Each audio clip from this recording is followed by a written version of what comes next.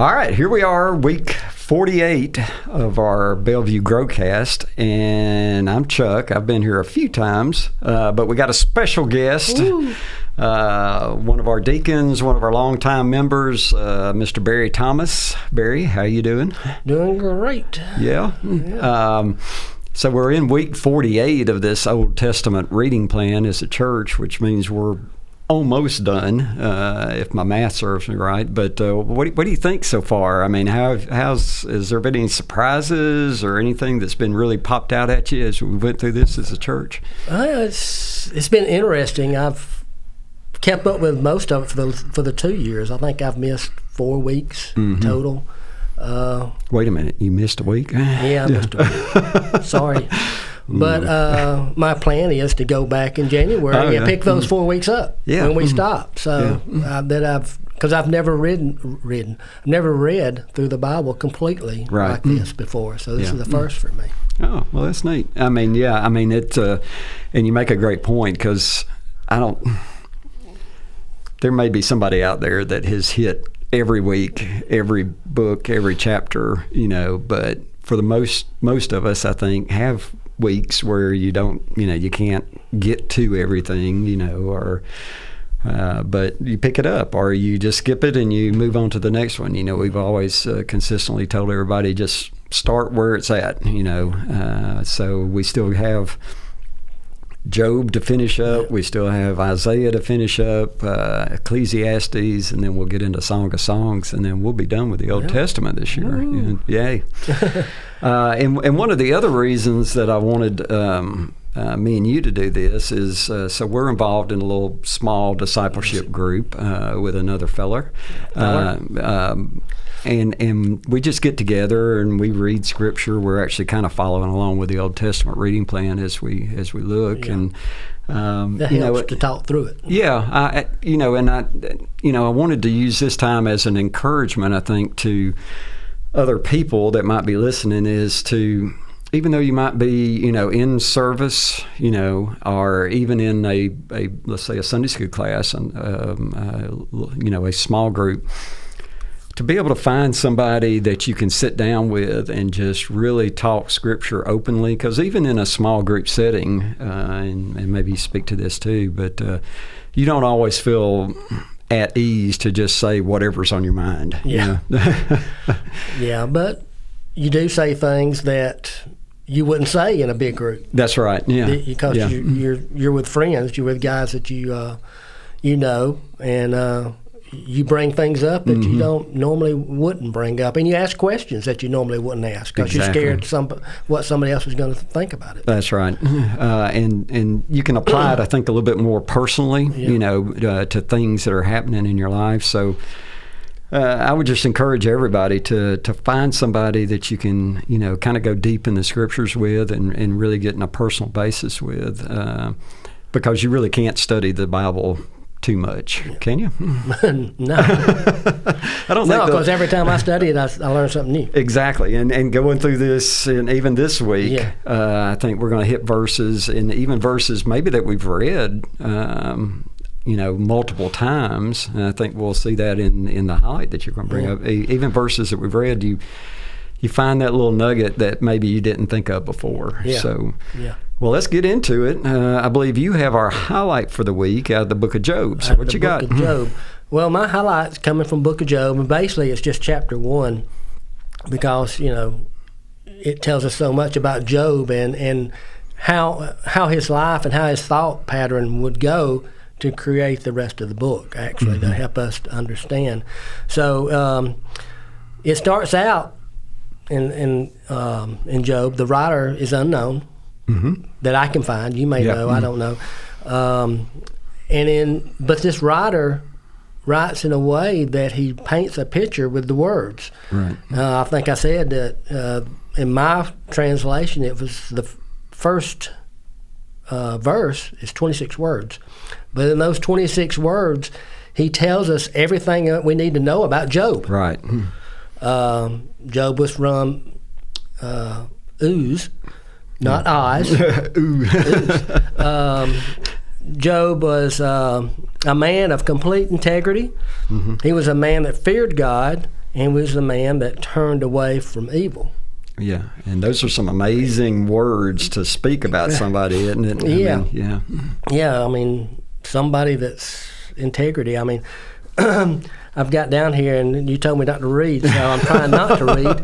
But, you know, Uz was a little small area in present-day Syria and Jordan. It was just a little bitty area, and it was actually named after some of the Abraham's descendants. And you see that in Genesis in several places. The men that were named Uz, and one of them is what they said that it came from. But then it says that Job was a man of integrity. And in some translations it says blameless or upright. Yeah.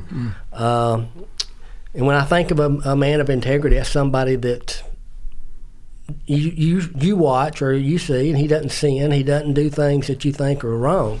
Yeah.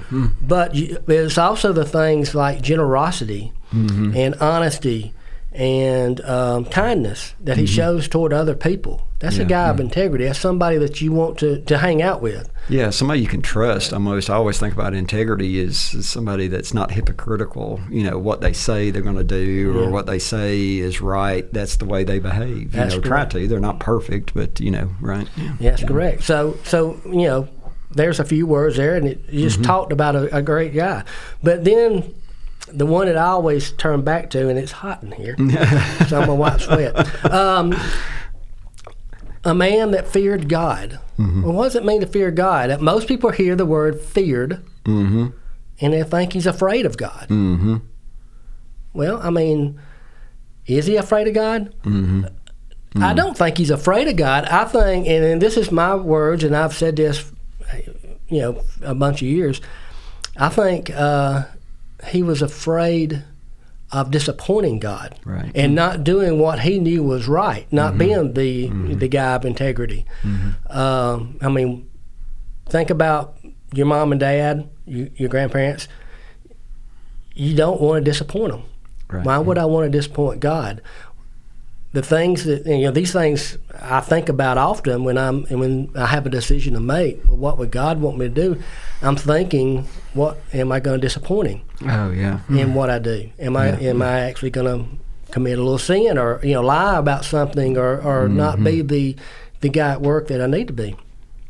So God is, we think about our parents. We don't want to disappoint our parents. Our parents are not with us all the time, so we can do something wrong and they don't know it. Yeah. But God's always watching. Yeah, because it goes even further, and I think I don't want to steal your thunder, go ahead. Because you already accused me of making you hot, and then I won't let you read either, but I'm not torturing Barry here. He came under his own accord. Was this turning away from evil, which is just another aspect of, man, not only is he has high integrity, but when he sees evil, he does exactly what we're supposed to do, and that's completely turn away from it. Yeah, that's the next thing is turn away from evil. I mean, he's a guy that's, when we, in our minds, things that we see nowadays, we let TV, things we see on TVs, things we see in movies, music. A lot of people like to listen to music. Those things enter our minds and give us some things that we don't think are bad, but they're the catalyst to start making us callous against the stuff. And it's easier way for, sin to enter our lives. Just looking at things that we would think is, 20 years ago wouldn't have been on TV or on TV, and you're seeing them in commercials. Not just... It's amazing. Yeah. I mean, so the book here is then painted Job to be this amazing, wonderful guy, but it just doesn't stay that way it doesn't. It's not a happy story though for the rest of chapter 1, right? Yeah. So what happens? Verse 6. Yeah. It comes up, says, one day the angels came to present themselves before the Lord, and Satan also came with them. Now, at first thought, what's Satan doing in front of God? Yeah. Yeah, because you start thinking about this whole concept of evil being in the presence of God, and we think that God doesn't allow evil, but we need to remember that God is God, and this is not something that's unique to Job. I think of the Peter where Satan had asked to sift Peter like wheat, and Peter was allowed to be used by the enemy to kind of for that whole denial series and all that, So it's not unique to Job, this presence of Satan in God's presence, but there will be a day where he's kicked out and he's not there anymore. Well, what I got out of it was Satan had to talk to God. It was, the angels were coming to give their account of what they were doing. God was asking him, where have you been? What have you been doing? Yeah. So he's having to be accountable to God as well. He's got to ask permission to be able to do whatever he does. Yeah. There's nothing overly powerful. And we need to, I think too, sometimes it makes me think about that whole spiritual warfare going on, that might even affect me or affect you, affect my families, is that, this struggle struggle's the wrong word, because God doesn't have to struggle with it, but there is this back and forth tension, right, of evil and good that we are part of, and we need to be like Job, but great, amazing verses there. Amazing verses. Yeah. And then it gets, a little bit more amazing. We're in verse 8. God had said, Job had asked him, where have you been? Asked Satan, where have you been? He says, I'm roaming the earth. Yeah. Well, God knew what he was doing. He was down here trying to convert people to his side. And then, so to prove that or let Satan know he knew exactly what he was doing without telling him he did, he said, well, have you considered my son Job? So he was telling him, hey, you're looking for these guys and you're finding some that you're tricking, but have you looked at Job? Yeah. Job's a righteous guy. He's the guy that everybody needs to be like. So that amazed me that, or that Satan can't hide from God. Right. No.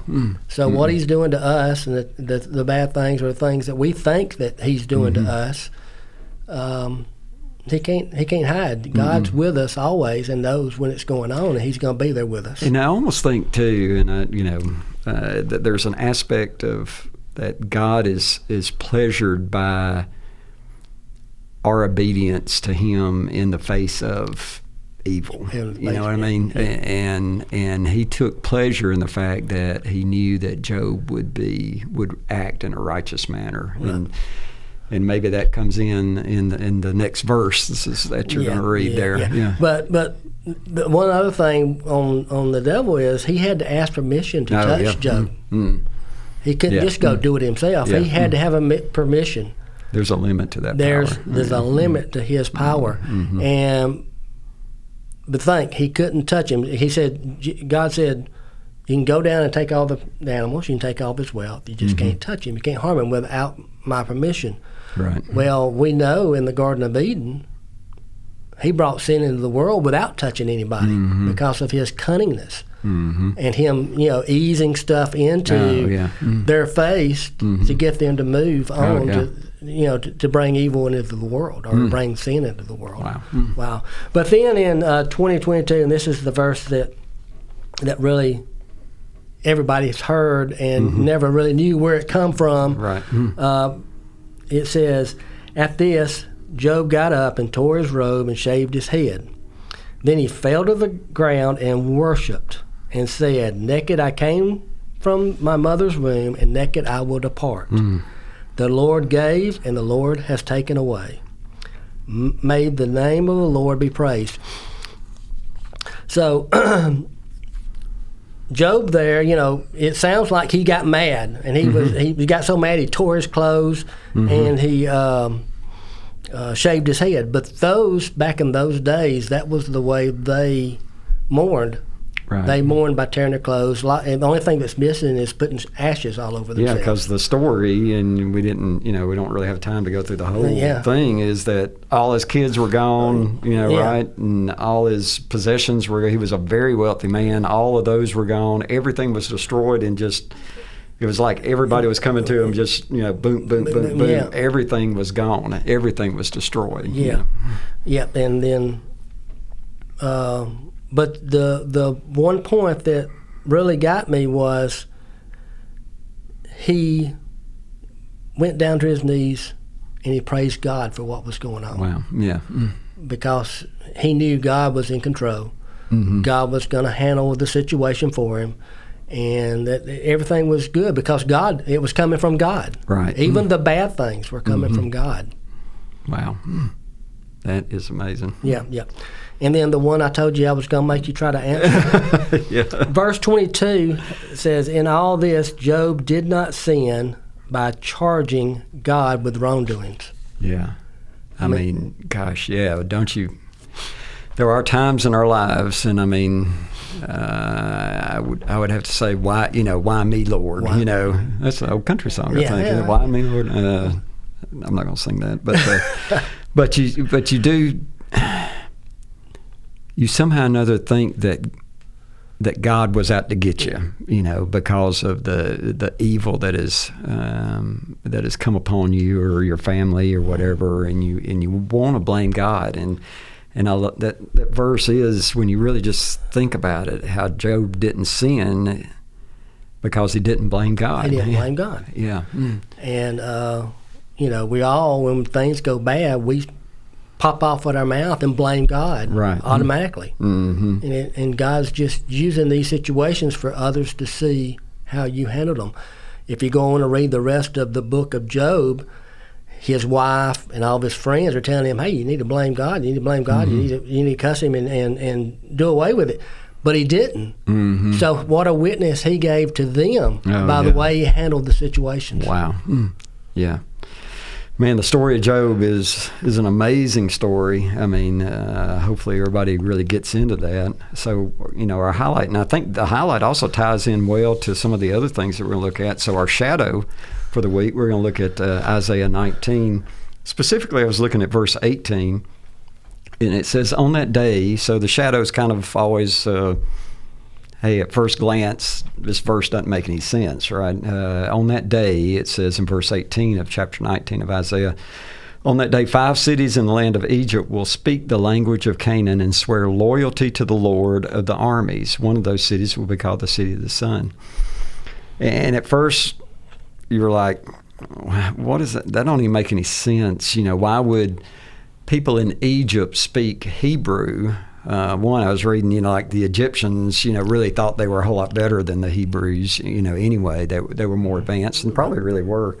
Yeah. But what's going to happen there? But this is more of a foreshadowing, kind of a prophetic, a future event. Because if you look in Isaiah chapter 19 further on, there's a lot of these on that day events. On that day, there'll be a highway from Egypt to Assyria. On that day, there'll be an alliance between Egypt and Assyria, a blessing. I think the Lord is just saying here is that there will come a day, because earlier in Isaiah 19, he had something against Egypt. He had punished them. But I think there'll be a day where it's a miraculous day. Something that we don't understand is that people of many nations, of many different backgrounds, will all come to know the Lord.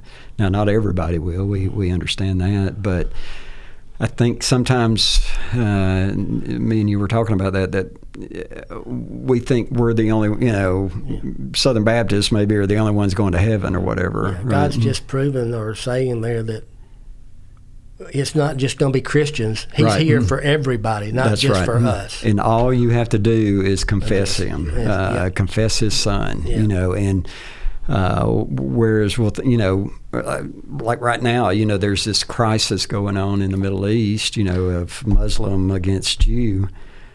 Well, right now we would say neither one of them believe in Jesus Christ, right? But these verses say on that day there will be people from all the areas within the Middle East that will come to know him. Yeah. I don't quite understand how all that will happen, but I really, when I stop back and think about it, I think what a miraculous God it is that we serve, that can change the hearts of people that I think are unsavable. You know what I mean?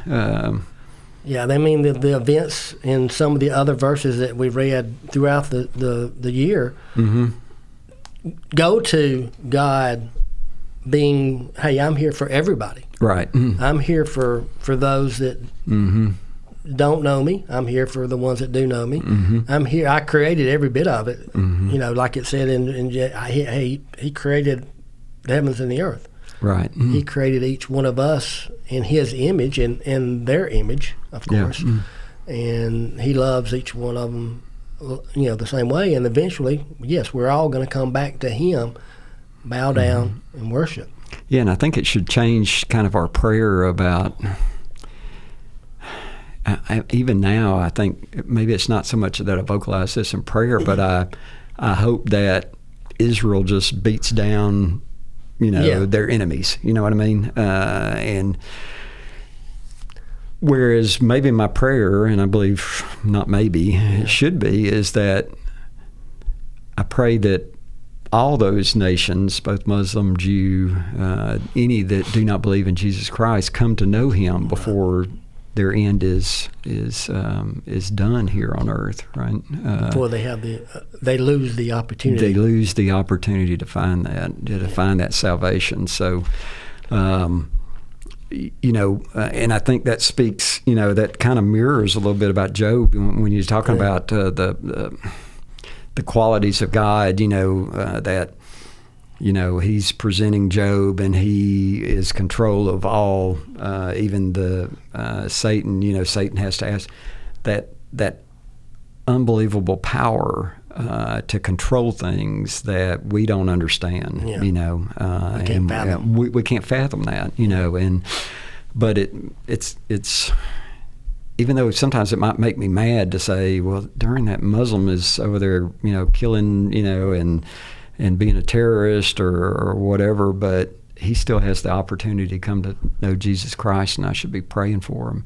It just speaks to that love of God, I think, for his people. It's amazing love. Amazing love. And then I think our last point, our application, I think, also really mirrors that. We're in Ecclesiastes chapter 6.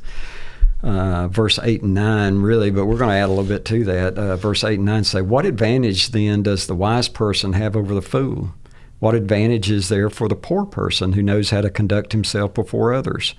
Better what the eyes see than wandering desire. This too is futile in the pursuit of the wind." And if you've been keeping up in Ecclesiastes, this idea of futility, or, you know, it's vanity or whatever, you know, this hopelessness of these earthly pursuits, you know, this theme is kind of carried forward. But he's saying, what advantage does a wise person have over the fool? You know, I think what he's trying to tell us is, don't get caught up too much in yourself. You don't control as much as what you think you control.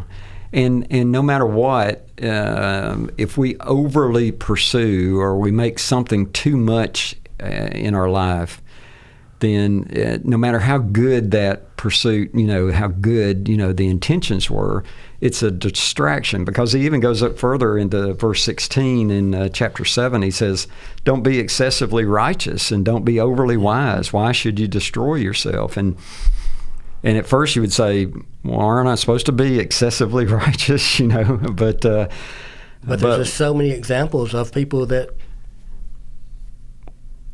turn to God or think they're turning to God, and they go overboard and get to a point where they can't come back and see that they think they are God. Yeah, we might call them fanatics. Or something. Yeah. A religious fanatic, you know, and what good is that? How, we were kind of talking about some extreme examples. You could come to church and sit in a pew for 24 hours a day, or you could be a monk and silence yourself and, do nothing but study scriptures. But what good are you for the kingdom of God if you're not in the midst of people?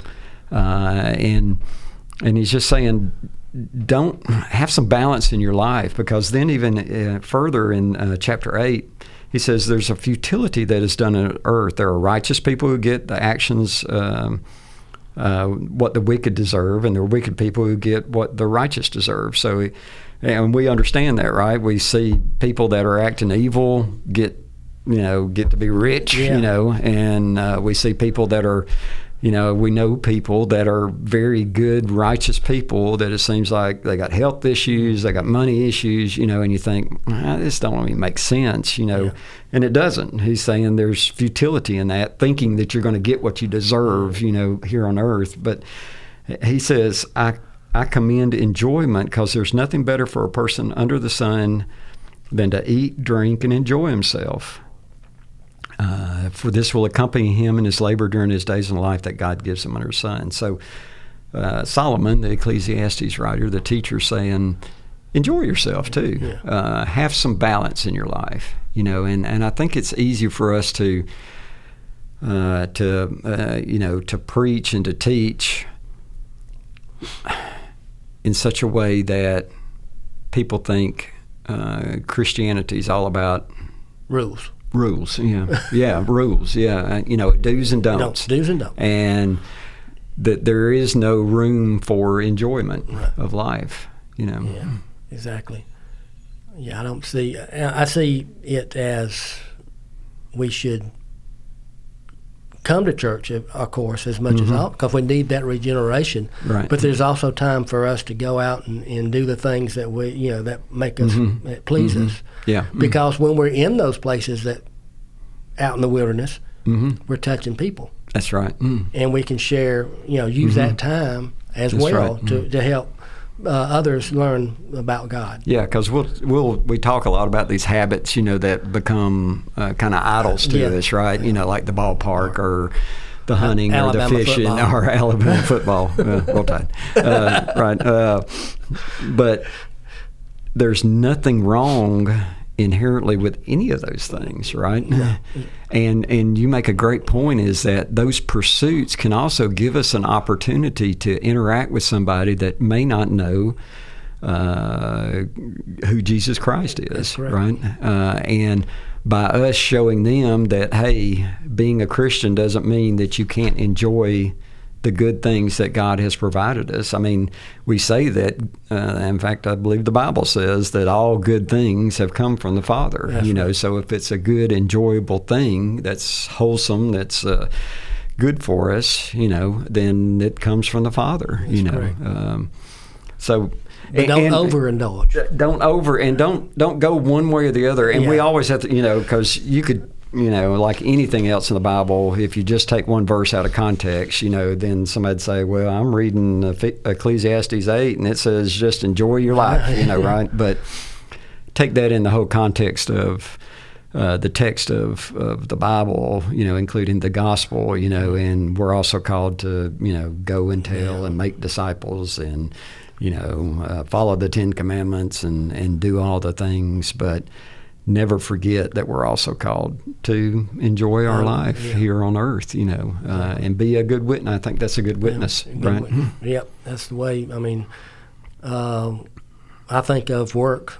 I mean, when we overindulge in work, we want to be at work at all the time, but we can also, how many non-Christians do we meet at the work site? And the way we work and the way we handle ourselves at work gives them the opportunity to grow closer to Christ or come to know Christ. Oh, wow. Yeah. Yeah. Balance. Balance. It's all about balance, right? Yes. Well, man, I've enjoyed this. I have too. Yeah, even though I made you sweat a little bit, yeah, right. But I think it's that's all the lights. lights. Yeah, I think it's the lights. You know, we need lights, and you know, we had to put some makeup on Barry and make him look good. 'Cause I shine, especially the top of my head. But it's been fun. Continue on with the reading. Week 48, man. Let's finish this year strong. How about that? That sounds good. All right. See you guys later.